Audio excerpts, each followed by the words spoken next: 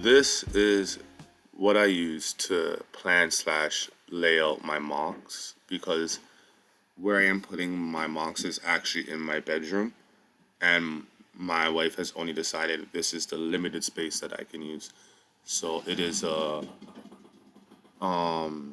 7 feet long and 4 feet high, and it's 2 feet off the wall, like depth, right? The lowest level that you see here is 2 feet off the wall, and then the upper levels are 1.5 feet. It just makes it a better visual experience when you're looking at it. And it's like feels less intrusive when the whole thing is out. Also gives me space to have more dynamic displaying of things flying in front of the upper levels. So that's sort of the plan, right? Um, this Shadowcaster, I just when I was building it, the that was the space I had, and I had to fit the Shadowcaster in there. So I think it was 20 inches was the allotted space, and I that was my maximum space, and I wanted to use it all to get as big as a ship as I could in there. So that's what I did, and I made it work right in there. So that's lower level. You go up, you can see the middle level here is my thin starfighters and stuff is mostly going to be, and then above that, this is a lot of EU Boba Fett stuff. Well, like Boba Fett adjacent. Anything here is like an extension of Boba Fett. I'll get more into that then in the next level.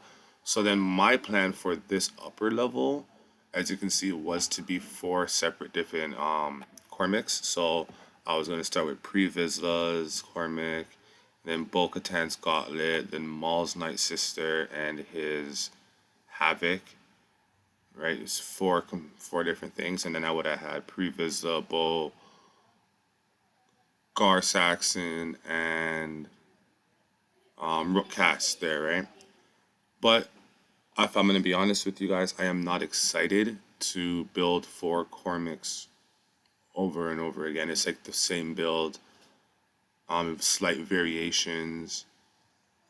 I just don't know. Like it doesn't feel like fun to do that. Um, and it's like I'm not rich, so doing that it's not motivating for me right now. I think maybe later down the line we will come back to these, but also beyond like the not fun, not motivating parts. What really sucks is how much space these are gonna take up. I could put way more ships here, right? So maybe one day, like if I have more space or something, I will go ahead and do the corms, but I'm just not gonna do that for now. I'm pretty sure I'm just gonna hold off on those. But what I want to do is I could take the Mandalore the Indomitable shuttle up and put it on above a shelf above this. So where the Cormics would be that with the Basilisk droid and a Devob and the Toroch. Uh, just I could have a lot more stuff. I could probably put 2 to 3 shells of ships here if I didn't put the Cormics. So I guess I just like, what's your opinions on this? Yeah, and I also been like started to heavily think about this Toro, and I think I'm starting to regret bringing this up and doing an accountability post on it. But I'm gonna stick to it. I think I'm gonna try to deliver something. This thing's way bigger than I expected. I never actually looked into how big this thing was. I just thought the shape was interesting, so I wanted to tackle it. I thought it would fit somewhere more around the size of my Chaster's Legacy system. But when you look at it, if this is gonna be where cockpit. If this is gonna be where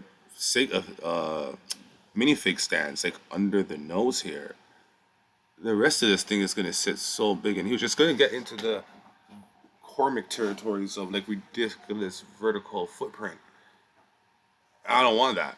That in my thing, I think I might end up just designing this digitally and not building it IRL because I said I'm gonna do it, so I'm gonna do it. But I'm not as excited about this anymore unless I figure out the way to like make it reasonable for the size of the ship. But we'll see. Anyways, I would.